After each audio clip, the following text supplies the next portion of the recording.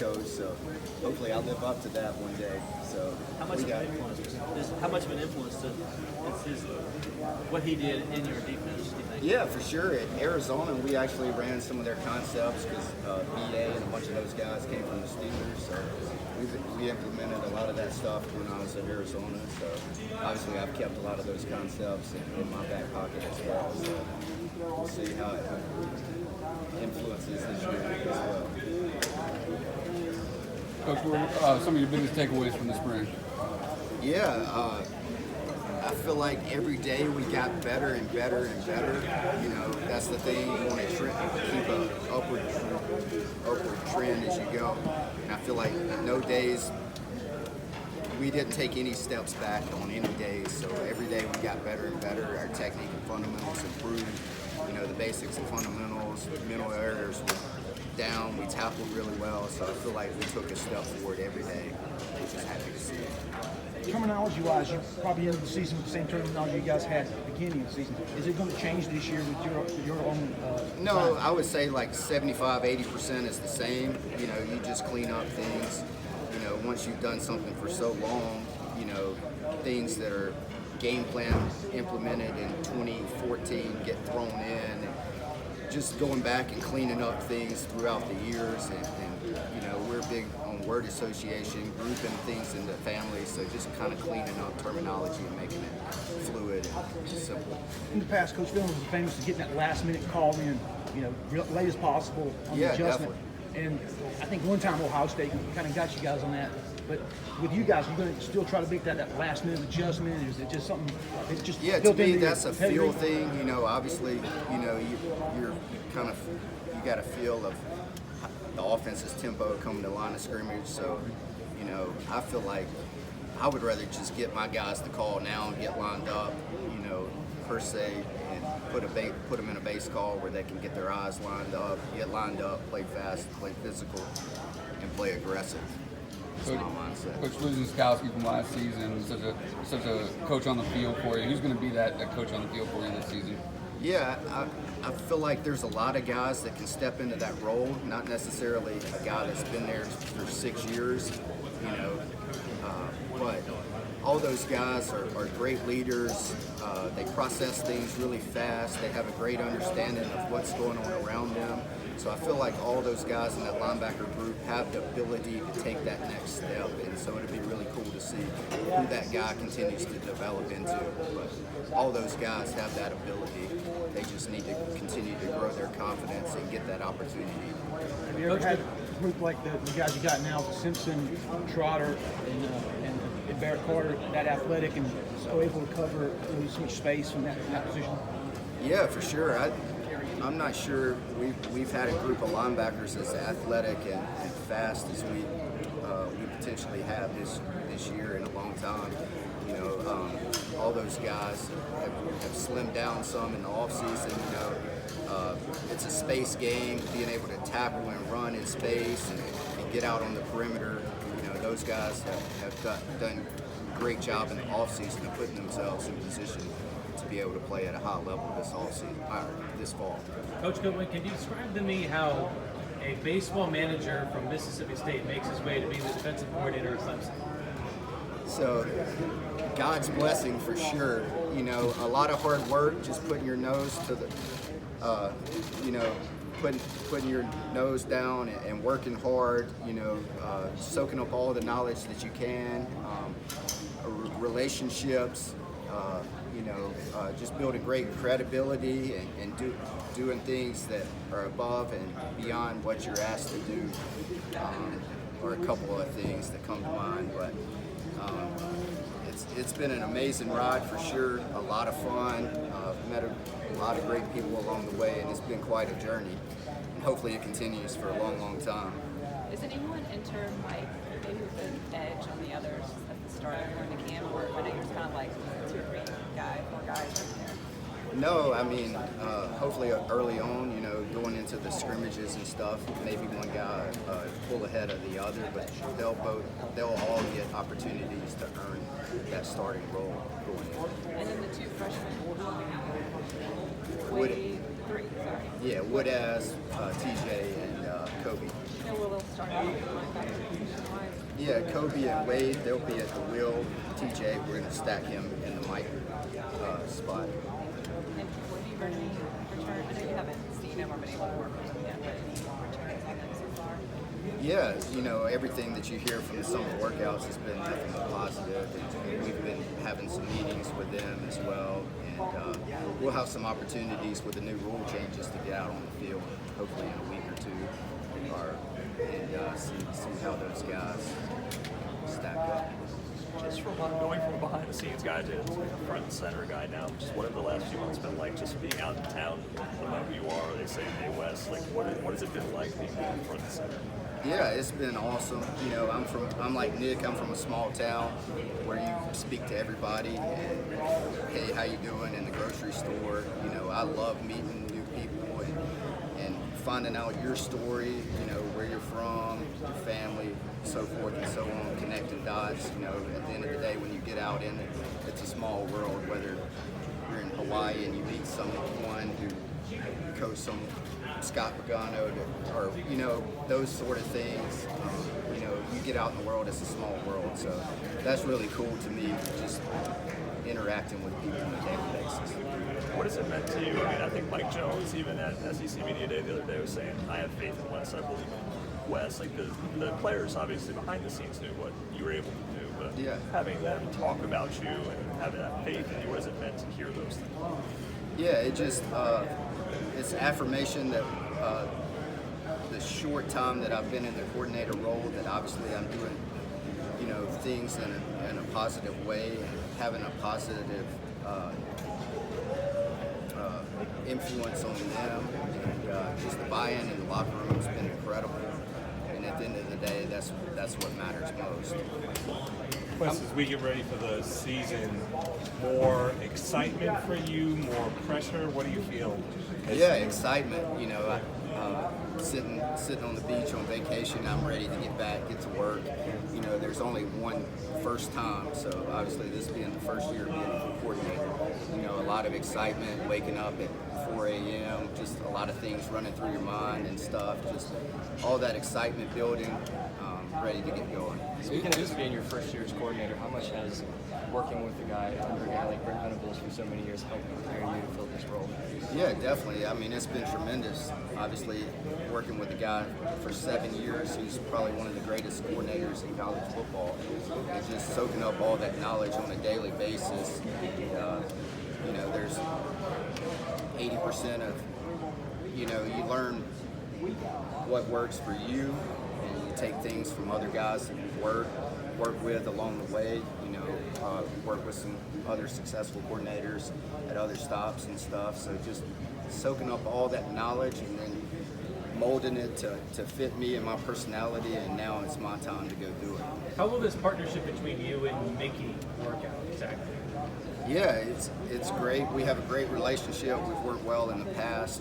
There's nobody in this building that I respect as much as Coach Kine. You know, we're neighbors. We came over and stopped and got wings that I grilled out last night. You know, he's one of the most respected people in this building, and we have a great relationship. We see things very similar, but also just being able to bounce ideas off of him, and at the end of the day, coming together on one common solution and going out and teaching it. So it's been great so far. Can you describe what are some early differences between what Coach Venables was running and what you plan to do? You know, just schematically, what you guys will see from afar, it's going to look the same. So nothing will change. From that standpoint, obviously, you want to mold your defense to what your personnel and what your strengths are, and then obviously what you're trying to take away from opponents each week. So from a big picture, 100-foot point of view, I don't think anything will change from you guys. Hopefully we execute and play with great technique and fundamentals. That's what I feel like separates you and makes you an elite defense. So from what you guys will see, it'll be very similar. Can you give me an idea as to how freakishly talented this defensive line you have? Yeah, I mean, all those guys have great athletic ability, but I feel like the character is what separates them, their work ethic, the camaraderie, you know, the chemistry, the buy-in, the leadership. They've had tremendous summers. Just, it's been cool. They've all been coming in, working out extra, you know, just all of the stuff off the field is what separates them, I think. Obviously, they're really talented, but just the intangibles off the field, their knowledge, work ethic, and all that. So I feel like that's what separates them. Brian specifically, what stands out about him? What are you excited about when it comes to coaching? Yeah, obviously, just him getting back healthy, and I mean, he's a freaky talent. You know, got tremendous size, athleticism. He's got it all. So just be cool to see him get back out there and get in the mix. What's the craziest thing you've seen him do on a football field? In practice, in game? The thing that really you think, wow. I mean, nothing, just not one play just jumps out, but just every day, just seeing him going out there and performing at an elite level. With the injuries you had on the defensive line last year, how much different can it be this season if you can have a full complement and be able to rotate those guys? Yeah, for sure. You know, depth is really key to long-term success. Being able to play a 2 and 3 deep, you know, just being able to keep guys fresh and going out there and playing X number of snaps, but being able to play at 100% versus playing X number of snaps and a couple of them you're not at your full ability. You know, being able to keep guys fresh and rolling at 2 and 3 deep. What's the next step that Bentley needs to take, in your opinion? Yeah, I mean, just he's had a great offseason. He's trimmed down. He looks great. He's worked on his flexibility. Great summer in the weight room. You know, he's put in time in the film room, just gaining more knowledge. And just continue to gain experience and going out and doing it. You know, I feel like it's key. But he's had an unbelievable summer. You mentioned a couple guys who slowed down among them, Bentley and Yeah, I mean, Trenton looks great. Barrett Carr, I mean, all those guys have been putting in work, and they all look really good. What have you learned about yourself as a leader so far since you've become the defensive coordinator? Your management style, dealing with that? Definitely. The biggest adjustment has been just dealing with all the media and outside forces. You know, I feel most comfortable when I'm up in the room teaching our defense, out on the practice field. So just, you know, the big picture management. You know, I've always been a big picture thinker. You know, I feel like organizationally, I feel like I'm really good. It's one of my strengths, so I know what I want to do at 10 a.m. on a Monday morning. You know, this is how we're going to game plan. But just dealing with the big picture and outside of these walls has been the biggest adjustment. I've heard you had a really good memory from over here. Do you agree with that description? And if so, where do you think that comes from? Has that always been a thing for you, kind of the ability to Yeah, I think recall so. stuff from 10 years ago? I think someone was mentioning. Yeah, definitely. So. I guess how much of an adjustment is recruiting been? Just talking to 17-year-olds and trying to convince them to play with you, I guess. Yeah, I mean, that's obviously been a little bit of adjustment, but at the end of the day, it's about relationships, being able to connect with people, you know, so, you know, being in college athletics for, I guess, 19 years now, so you know, it doesn't matter if you're in a support staff role, defensive coordinator. At the end of the day, if you can connect and build relationships with guys and build their trust, then at the end of the day, you know, it's a win-win on both sides. How much have you had to just explain who you are and your background and like, what you've done just because you are so good for this role?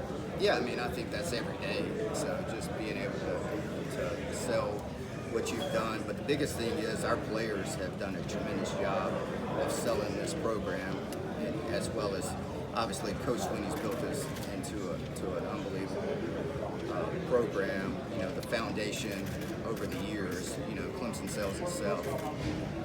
Outside of Coach Venables, who are some mentors or maybe DCs that you've looked up to, NFL level, college level, that maybe? Yeah, I got my start under Ellis Johnson, who's a longtime coordinator in the SEC, ACC, been around forever. He's one of the, I learned so much from him just starting out. After him, BV here in the NFL, James Betcher was our defensive coordinator. We were really good defensively at Arizona. We were top 5, I think, all 3 years. So just everywhere I've been, I've tried to just soak up knowledge from whoever and take and apply it.